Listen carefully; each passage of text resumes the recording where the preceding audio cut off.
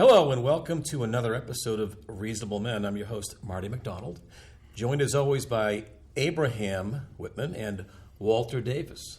How we doing, fellas? Marty, I am doing swimmingly, thank you. Abraham? I have never known you to be at a loss for words, Abraham. I've never seen Walter without a shirt, Marty. I don't even know what to say. I'm disgusted. This is a new low, even for you, Walter. You know, Abraham, I was at a beach last week, and I was wearing even less. This would be the only time I would be okay with SMC censoring a broadcast. I don't see what the big deal is, Abraham. It's pretty hot outside. First of all, we're indoors. Second of all, I didn't want to give you the attention you so desperately seem to want. But what's with the Abraham thing, Marty? I'm just experimenting with new things, trying to keep things fresh. A little spicy. I know what you're trying to do, Martin. It won't work. Do tell, Abraham. You're trying to get under my skin, to undermine my authority as a host. Oh, my skin's leather, Marty. Nothing upsets me. You know what, I think you're reading too much into it. Fuck you. You know, folks, Abraham is a little upset because he normally gets to choose the topics, but this week I'm choosing the topics. Yeah, there are a couple of topics that people have really been clamoring for, and I had to choose between the two. And one of them is how to have the talk with your kids. And the second one, summer fun.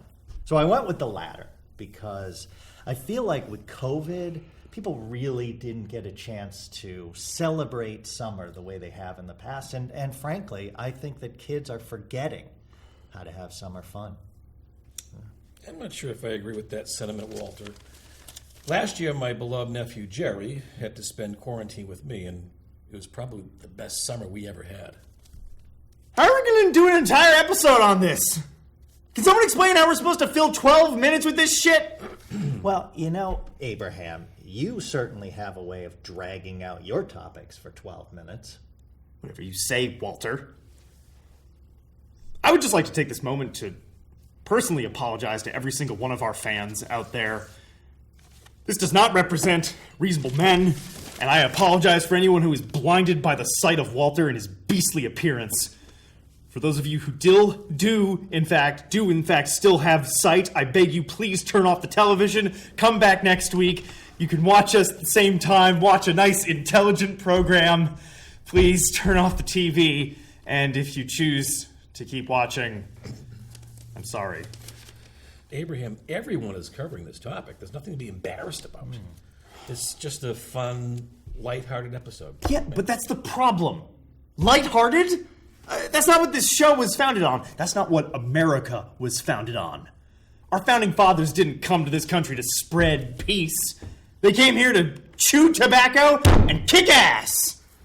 Our show was supposed to follow their example, ask the tough questions, never back down against impossible odds. Summer fun is not only an insult to our show, but to America's legacy. Honestly, Abraham, I think you could learn the most from this episode. You know, by the end of this episode, you'll be a certified party monster. A totally tubular sunbum on a radical sabbatical.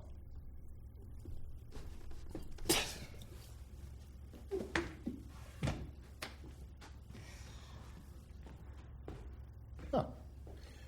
Okay.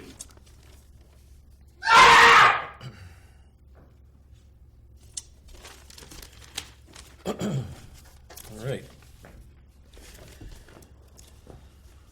Abraham, Walter and I have been talking, and we think it's time to incorporate temper time into our broadcast episodes moving forward. What the fuck is temper time? It's simple. We go in a circle. We each mention something that is bothering us, judgment-free. I'll go first. Abraham, every time you scream into my eardrums, it hurts. And you know they're very sensitive from the war. Walter.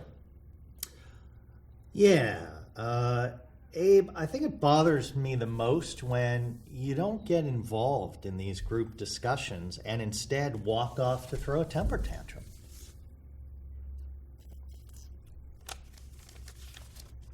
Was my turn? Of course, you silly goose. Go right ahead.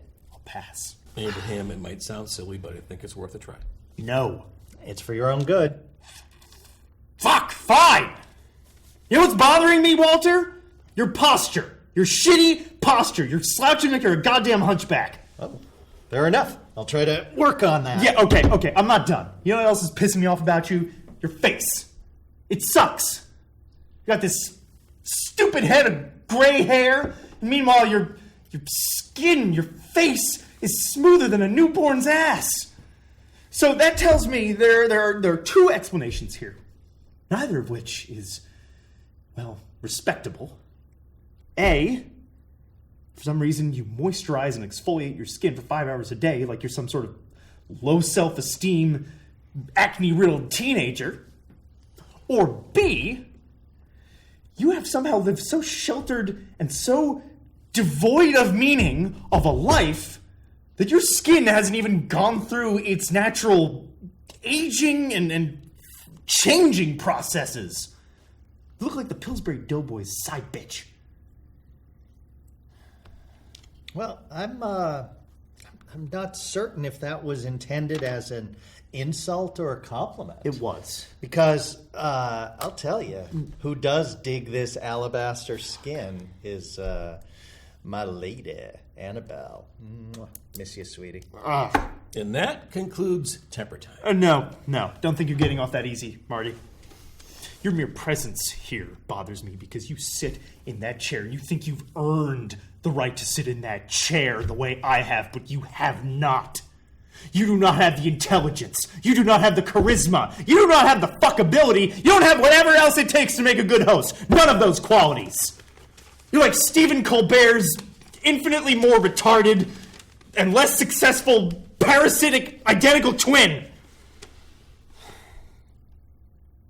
Yeah, that's right. Cry about it, little man. Cry. You're pathetic.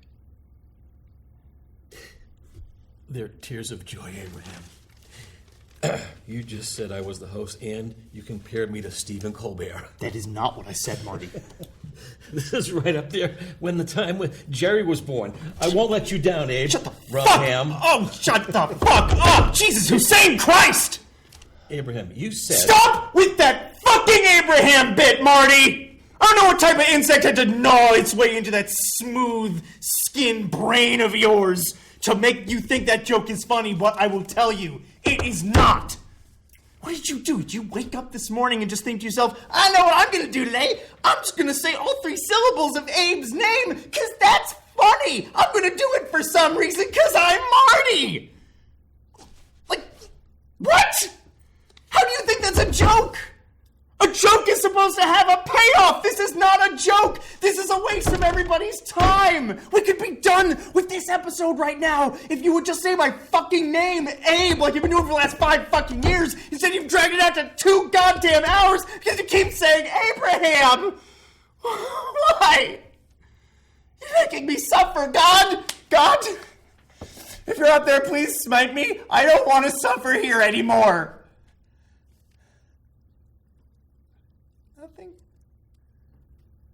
Nothing! You really are a cruel and loveless God.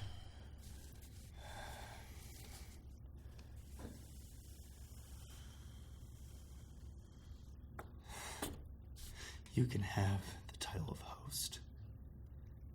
The title of host. That's it. I am still the one who's really in control. I am still the man. You are still my bitch. Bitch. Sounds like a plan, Abe. With that, let's introduce our first guest. Please welcome Veronica Rowley. Oh my God, where are your clothes? In here, they're optional, milady. I am not comfortable with this. Sorry. So, Veronica, tell us a little bit about yourself. I understand you're a youth group Marty, organizer. open your eyes. Oh, shit. My bad. All right. Please welcome Veronica Rowley. Marty, stop! She's gone, okay? Walter scared her off. Surprise, surprise. About fucking time, if you ask me. Oh, all right. Well, how about we cut, regroup, and then we'll take it from the top. Fine, just do it whatever. Okay. God. Thank you. Please give a warm welcome to... Marty! You pig-licking son of a bitch! We are not repeating season 1 here, okay? None of that shit! For God's sake, Walter, pull it together. She left. I put all this work into my very own special episode, and it's falling to pieces. Yeah, no shit, she left. We haven't even gotten to talk about summer yet. God, look at yourself. You're a 50-year-old man flexing off your dad bod. I would have done the same thing if I were in her shoes. Look, guys, we can't control the guests, but we can control how we react to challenges. We got this. We are the reasonable men. Surprisingly coherent. You're right, Marty. We don't need that bitch. She looked like a massive Stacy anyway. Anyway, I wrote this intro, and I'm going to read it. Okay, I'm better now. Thank you. With coronavirus officially ending and summer officially beginning, we have to reconnect with our past sense of fun and adventure.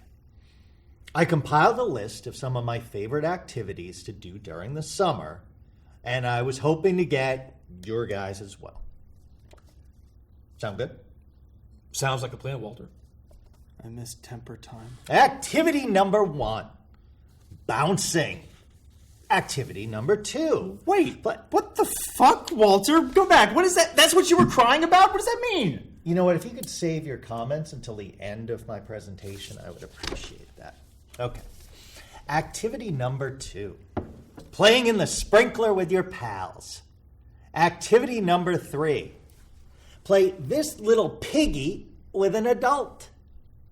Or this little piggy. Activity number 4. Chasing the ice cream truck. Oh, who doesn't love that? And activity number 5, mildly sin. You done? Yes, Abe. Do you have a question?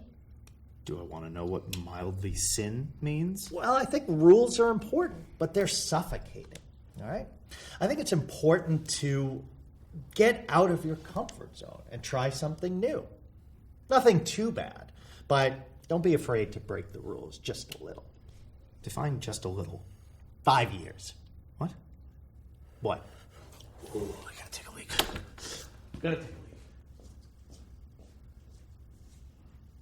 Huh. Hey, you guys, just about wrapping this up. I think we gotta close it out. Oh. Somebody shit my pants. Yeah. Oh, this has been another exciting episode of Reasonable Men. See you next week. Oh my God, it fucking reeks. What?